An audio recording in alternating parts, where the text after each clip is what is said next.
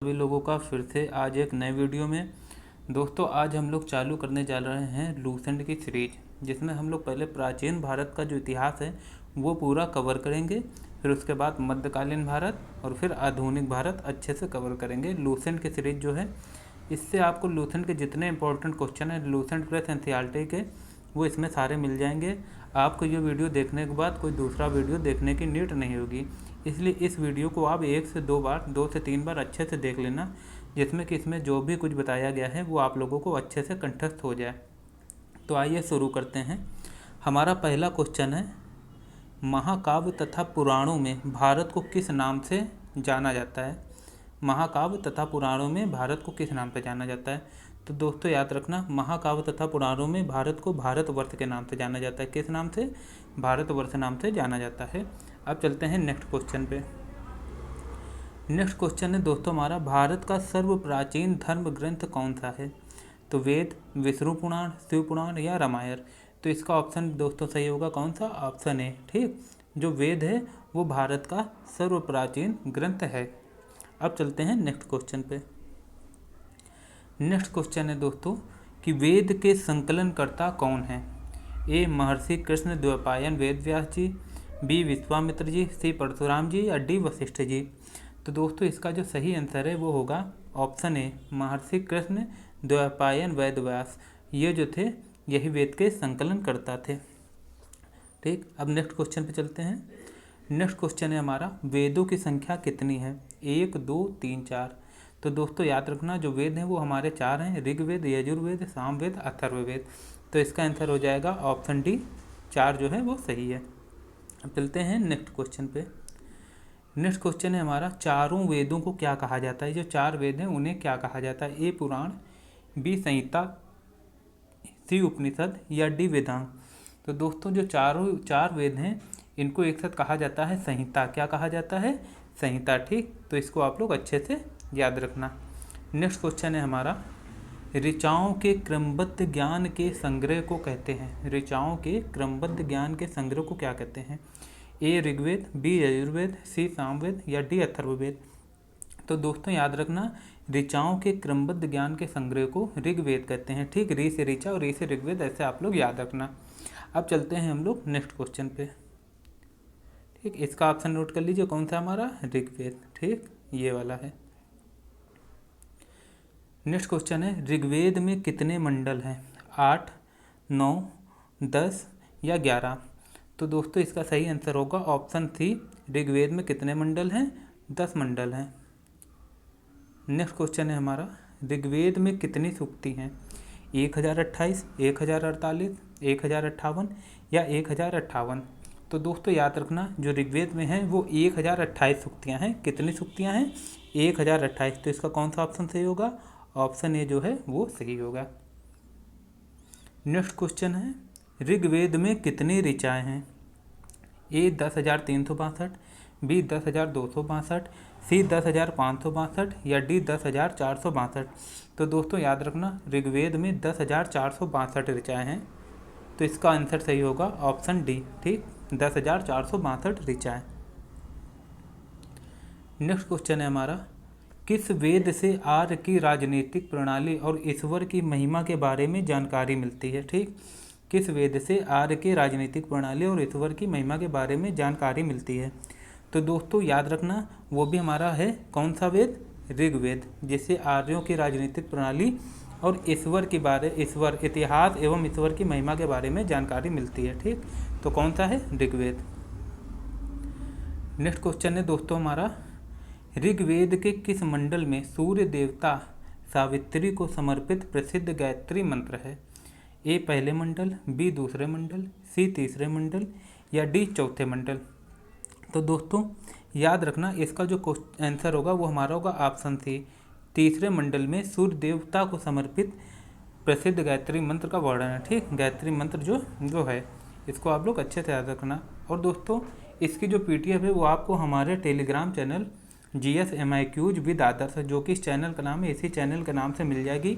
आप लोग टेलीग्राम पे सर्च करेंगे GSMIQs विद आदर्श, या फिर जो इसकी टेलीग्राम का लिंक है वो हम अपने डिस्क्रिप्शन बॉक्स और कमेंट बॉक्स में पिन कर देंगे। ठीक, उसमें आपको टिक लगे हुए आंसर मिल जाएंगे, तो उससे आप अच्छे से रिवीजन कर लेंगे। अब चलते हैं नेक्स्ट क्वेश्चन पे।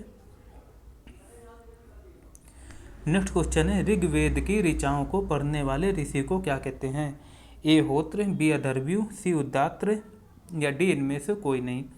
तो दोस्तों याद रखना, जो होत्र हैं, ठीक, ए, इसका कौन सा ऑप्शन सही होगा? ए, होत्र जो हैं ऋग्वेद की ऋचाओं पढ़ने वाले ऋषि को होत्र कहते हैं। नेक्स्ट क्वेश्चन है हमारा, ऋग्वेद के नवे मंडल में किस देवता का उल्लेख है? शुक्र, शनि, रवि या सोम? तो दोस्तों इसका सही आंसर होगा सोम। ऑप्शन डी जो है वो करेक्ट होगा। जो ऋग्वेद है उसके नवे मंडल में सोम देवता का उल्लेख मिलता है। या क्वेश्चन ऐसे भी पूछ सकते हैं कि सोम देवता का उल्लेख ऋग्वेद के किस मंडल में मिलता है? तो वो नवे मंडल में मिलता है। अब चलते हैं नेक्स्ट क्वेश्चन पे। नेक्स्ट क्वेश्चन है हमारा, ऋग्वेद के किस मंडल की हस्तलिखित ऋचाओं को खिल कहते हैं? ऋग्वेद के किस मंडल की हस्तलिखित ऋचाओं को खिल कहते हैं? सातवें मंडल, बी 8वें मंडल, सी 9वें मंडल या डी 10वें मंडल? तो दोस्तों इसका आंसर सही होगा 8वें मंडल। ठीक, 8वें मंडल में हस्तलिखित ऋचाओं को खिल कहते हैं। अब चलते हैं नेक्स्ट क्वेश्चन पे। नेक्स्ट क्वेश्चन है दोस्तों हमारा, ऋग्वेद के किस मंडल में पुरुष सूक्त का वर्णन है? मतलब जिसमें चारों वर्णों का वर्णन किया गया है, ब्राह्मण, क्षत्रिय, वैश्य और शूद्र, उसका जो है वो किस मंडल में? ठीक, तो याद रखना दोस्तों, उसका जो वर्णन है वो 10वें मंडल में है ऋग्वेद के। ठीक, तो इसका ऑप्शन कौन सा करेक्ट होगा? ऑप्शन सी, 10वें मंडल। अब चलते हैं नेक्स्ट क्वेश्चन पे। नेक्स्ट क्वेश्चन है दोस्तों हमारा, ऋग्वेद में प्रयुक्त अधन्य शब्द का संबंध किससे है? ए गाय से, बी भैंस से, सी बैल से या डी घोड़ा से? तो दोस्तों इसका करेक्ट आंसर होगा गाय। ऑप्शन ए सही होगा। गाय का जो अधन्य शब्द का जो संबंध है वो किससे है? गाय से है। ठीक दोस्तों, इस पर हमने मोस्ट इंपॉर्टेंट क्वेश्चन उठाए हैं। ठीक, ये अगर आप लोग अच्छे से रिवीजन कर लेंगे, पढ़ लेंगे, देख लेंगे, तो आपका कोई भी जो एग्जाम में रिलेटेड कोई भी जो क्वेश्चन है वो छूटेगा नहीं प्राचीन भारत के इतिहास से। अब चलते हैं हम लोग नेक्स्ट क्वेश्चन पे। 17वां क्वेश्चन है, वामनावतार के 3 पगों के आख्यान का प्राचीनतम स्रोत कौन सा वेद है? यजुर्वेद, सामवेद, ऋग्वेद या अथर्ववेद? ठीक, कौन सा है? यजुर्वेद, सामवेद, ऋग्वेद या अथर्ववेद? तो दोस्तों याद रखना, वामनावतार के 3 पगों के आख्यान का प्राचीनतम स्रोत कौन है? वो हमारा ऋग्वेद है। कौन है?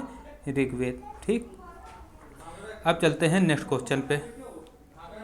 नेक्स्ट क्वेश्चन है दोस्तों हमारा, ऋग्वेद में इंद्र तथा अग्नि के लिए क्रमशः कितनी ऋचाओं की रचना की गई है? ए 100 तथा 150, बी 250 तथा 200, सी 300 तथा 250, 400 तथा 300? तो दोस्तों इसका कौन सा ऑप्शन सही होगा? इसका ऑप्शन बी सही होगा। इंद्र के लिए 250 तथा अग्नि के लिए 200 ऋचाओं की रचना की गई है। किसमें? ऋग्वेद में। तो इसका ऑप्शन हो जाएगा ऑप्शन बी जो है वो करेक्ट है, याद रखना। अब चलते हैं नेक्स्ट क्वेश्चन पे।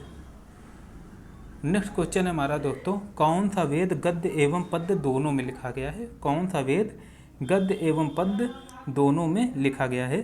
तो दोस्तों याद रखना, जो ऑप्शन डी है वो हमारा सही होगा। ठीक, ऑप्शन डी कौन सा? यजुर्वेद। यजुर्वेद को गद्य एवं पद्य दोनों में लिखा गया है।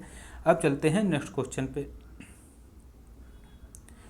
नेक्स्ट क्वेश्चन है दोस्तों हमारा, किस वेद में बलिदान विधि का वर्णन किया गया है? बलिदान विधि का। तो दोस्तों याद करना, जो विधि है, विधि ज़्यादातर यज्ञ में की जाती है ना, तो इसलिए इससे भी याद रखना यजुर्वेद। जो यजुर्वेद है, यजु से यज्ञ से मतलब है, यजु का। ठीक, तो ऑप्शन बी इसका करेक्ट होगा, यजुर्वेद। बलिदान विधि का वर्णन यजुर्वेद में किया गया है। अब चलते हैं नेक्स्ट क्वेश्चन पे। नेक्स्ट क्वेश्चन है हमारा, किस वेद के पाठकर्ता को अथर्वयु कहते हैं? ए सामवेद, बी ऋग्वेद, सी यजुर्वेद या डी अथर्ववेद? तो दोस्तों याद रखना, यजुर्वेद के पाठकर्ता को अथर्वयु कहते हैं। तो इसका ऑप्शन कौन सा करेक्ट होगा? ऑप्शन सी करेक्ट होगा। नेक्स्ट क्वेश्चन है, किस वेद को भारतीय संगीत का जनक कहा जाता है? किस वेद को भारतीय संगीत का जनक कहा जाता है? ए ऋग्वेद, बी यजुर्वेद, सी सामवेद या डी अथर्ववेद? तो दोस्तों याद रखना, सामवेद को भारतीय संगीत का जनक कहा जाता है। ठीक, अब चलते हैं नेक्स्ट क्वेश्चन पे। नेक्स्ट क्वेश्चन है हमारा, ऋग्वेद से लिए गए 1810 सूक्त किस वेद में हैं? ऋग्वेद से लिए गए 1810 सूक्त किस वेद में हैं? ए सामवेद, बी अथर्ववेद, सी ऋग्वेद या डी यजुर्वेद। तो दोस्तों इसका आंसर सही होगा सामवेद। किसमें? सामवेद में। ठीक, सामवेद में ऋग्वेद से लिए 1810 सूक्त का वर्णन है। ठीक, अब चलते हैं नेक्स्ट क्वेश्चन पे। नेक्स्ट क्वेश्चन है हमारा, किस वेद के पाठकर्ता को उद्गात्र कहते हैं? किस वेद के पाठकर्ता को उद्गात्र कहते हैं? तो याद रखना दोस्तों, सामवेद के पाठकर्ता को उद्गात्र कहते हैं। ऑप्शन सी हमारा करेक्ट होगा, सामवेद के पाठकर्ता को उद्गात्र कहते हैं।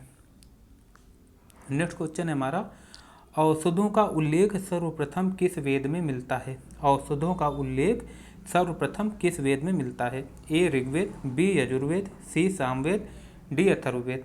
तो दोस्तों याद रखना, औषधों का उल्लेख अथर्ववेद में मिलता है। किस में मिलता है? अथर्ववेद में। इसको आप लोग अच्छे से याद रखना। नेक्स्ट क्वेश्चन है हमारा, अथर्ववेद में कुल कितने मंत्र हैं? अथर्ववेद में कुल कितने मंत्र हैं? तो दोस्तों अथर्ववेद में ए 531, बी 631, सी 731, डी 831। इसमें से जो बी ऑप्शन है वो हमारा सही हो, सी ऑप्शन हमारा सही होगा। अथर्ववेद में 731 मंत्र। कितने हैं? 731 मंत्र हैं। अब चलते हैं नेक्स्ट क्वेश्चन पे। नेक्स्ट क्वेश्चन है हमारा, अथर्ववेद में लगभग कितने पद हैं? 5000, 6000, 7000 या 8000। तो दोस्तों इसका सही आंसर होगा 6000। अथर्ववेद में 6000 पदों का उल्लेख है। लगभग कितने हैं? 6000 जो पद हैं वो अथर्ववेद में है। अब चलते हैं हम लोग नेक्स्ट क्वेश्चन पे। पृथ्वी सूक्त किस वेद का प्रतिनिधि सूक्त माना जाता है? ठीक दोस्तों, इसमें कह रहे हैं कि जो पृथ्वी सूक्त है, पृथ्वी सूक्त ये किस सूक्त, तो दोस्तों नेक्स्ट क्वेश्चन हमारा कह रहा है पृथ्वी सूक्त किस वेद का प्रतिनिधि सूक्त माना जाता है? ए ऋग्वेद, बी यजुर्वेद, सी सामवेद या डी अथर्ववेद। तो दोस्तों इसका आंसर भी होगा अथर्ववेद। कौन सा? अथर्ववेद। अथर्ववेद में पृथ्वी सूक्त को अथर्ववेद का प्रतिनिधि सूक्त माना जाता है। अब चलते हैं नेक्स्ट क्वेश्चन पे। नेक्स्ट क्वेश्चन है, किस वेद में अंधविश्वास और जादू टोने का वर्णन मिलता है? ए अथर्ववेद, बी सामवेद, सी ऋग्वेद या डी यजुर्वेद। तो दोस्तों याद रखना, अथर्ववेद इसका आंसर होगा कौन सा सही? ए। अथर्ववेद में अंधविश्वास और जादू टोने का वर्णन मिलता है। ये क्वेश्चन पूछ लिया गया है। लेकिन बलिदान की विधि याद रखना वो किस में है? वो यजुर्वेद में है। अब चलते हैं नेक्स्ट क्वेश्चन पे। नेक्स्ट क्वेश्चन है हमारा, अथर्ववेद में किसे कुरुओं का राजा कहा गया है? ए दशरथ, बी जनक, सी परीक्षित या डी राम। तो दोस्तों याद रखना, परीक्षित को अथर्ववेद में कुरुओं का राजा कहा गया। किस वेद में? अथर्ववेद में। ठीक, क्वेश्चन किसी भी तरह से पूछ सकता है। अब चलते हैं नेक्स्ट क्वेश्चन पे। नेक्स्ट क्वेश्चन है दोस्तों हमारा, किस वेद में सभा एवं समित को प्रजापति की 2 पुत्रियां कहा गया है? ऋग्वेद, यजुर्वेद, सामवेद, अथर्ववेद। कौन सा है? ऋग्वेद, यजुर्वेद, सामवेद, अथर्ववेद। तो दोस्तों इसका भी आंसर कौन सा होगा? Option D. अथर्ववेद में सभा एवं समित को प्रजापति की 2 पुत्रियां कहा गया है। ठीक, 2 पुत्रियां कहा गया है। अब चलते हैं नेक्स्ट क्वेश्चन पे। नेक्स्ट क्वेश्चन है दोस्तों हमारा, ऋग्वेद से जुड़ी एकमात्र जीवित शाखा कौन सी है? ए साकल, बी सौनक, सी पैपलाद या डी इनमें से कोई नहीं। तो दोस्तों इसका ऑप्शन सही होगा ऑप्शन ए। ऋग्वेद से जुड़ी एकमात्र जीवित शाखा कौन सी है? वो साकल है। वो कौन सी है दोस्तों? वो साकल है। अब चलते हैं नेक्स्ट क्वेश्चन पे। नेक्स्ट क्वेश्चन है हमारा, पुराणों की संख्या कितनी है? ए 17, बी 18, सी 19 या डी 20। तो दोस्तों इसका आंसर याद रखना, ऑप्शन बी करेक्ट है। पुराणों की संख्या कितनी है? वो 18 है। अब चलते हैं दोस्तों नेक्स्ट क्वेश्चन पे। नेक्स्ट क्वेश्चन है हमारा, मौर्य वंश का संबंध किस पुराण से है? ए विष्णु पुराण, बी मत्स्य पुराण, सी वायु पुराण, डी इनमें से कोई नहीं। तो दोस्तों इसका जो आंसर होगा वो ऑप्शन ए करेक्ट है, विष्णु पुराण। मौर्य वंश का संबंध किससे है? वो विष्णु पुराण से है। अब चलते हैं नेक्स्ट क्वेश्चन पे। नेक्स्ट क्वेश्चन है दोस्तों हमारा, मत्स्य पुराण का संबंध किससे है? मत्स्य पुराण का संबंध किस वंश से है? ए मौर्य वंश, बी आंध्र सातवाहन वंश, सी गुप्त वंश या डी चालुक्य वंश। तो दोस्तों इसका सही आंसर होगा ऑप्शन बी, आंध्र सातवाहन वंश का संबंध मत्स्य पुराण से है।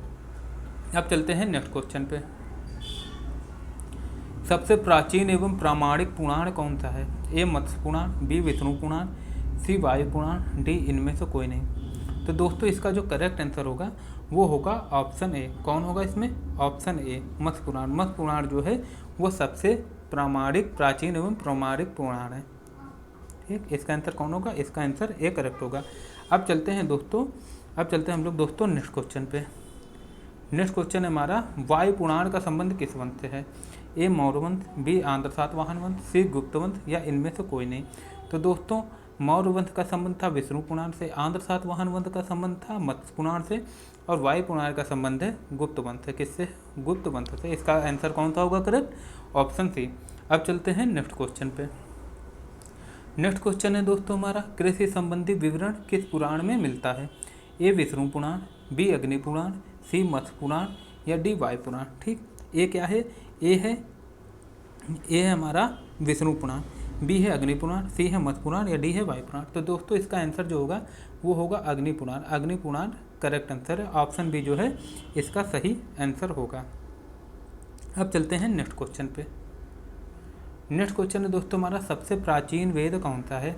तो ये याद रखना, इजी क्वेश्चन काफ़ी। ऋग्वेद जो है हमारा वो सबसे प्राचीन वेद है। ठीक, सबसे पहला भी यही है। और बाद का कौन है? अथर्ववेद। सबसे बाद का वेद कौन सा है? वो है option A is correct. Atharvaveda जो है वो सबसे बाद का वेद है। नेक्स्ट क्वेश्चन है हमारा दोस्तों, उपनिषदों की संख्या कितनी है? ए 88, बी 98, सी 108 या डी 118।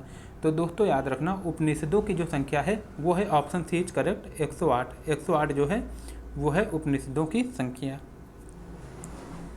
नेक्स्ट क्वेश्चन है हमारा, वेदांकों की संख्या कितनी है? देखिए वेदों को भली बात समझने के लिए ही वेदांत बनाए गए। ठीक, तो वेदांकों की संख्या कितनी है? ए 4, बी 5, सी 6, डी 7। तो वेदांतों की संख्या 6 है। याद रखना, इसका ऑप्शन कौन सा करेक्ट होगा? सी। वेदांत कौन कौन से हैं दोस्तों? शिक्षा, कल्प, निरुक्त, व्याकरण, छंद एवं ज्योतिष। अब चलते हैं नेक्स्ट क्वेश्चन पे। नेक्स्ट क्वेश्चन है हमारा, निम्नलिखित में से कौन वेदांग नहीं है? शिक्षा, कल्प, निरुक्त, कल्पसूत्र। तो दोस्तों याद रखना, जो डी है हमारा कल्पसूत्र वो जो है वो वेदांग नहीं है। वो एक जैन धर्म से संबंधित है कल्पसूत्र। ठीक, तो ऑप्शन कौन सा करेक्ट होगा? कल्पसूत्र। ये वेदांग नहीं है, कल्प है, लेकिन याद रखना है ना, इसमें कन्फ्यूजन हो सकती है। कल्प है लेकिन कल्पसूत्र नहीं है। अब चलते हैं नेक्स्ट क्वेश्चन पे। निम्नलिखित में से कौन वेदांग नहीं है? व्याकरण, छंद, ज्योतिष, कल्पसूत्र। तो दोस्तों कल्पसूत्र नहीं। इससे आपको ये पता चल गया कि कौन कौन से वेदांग हैं।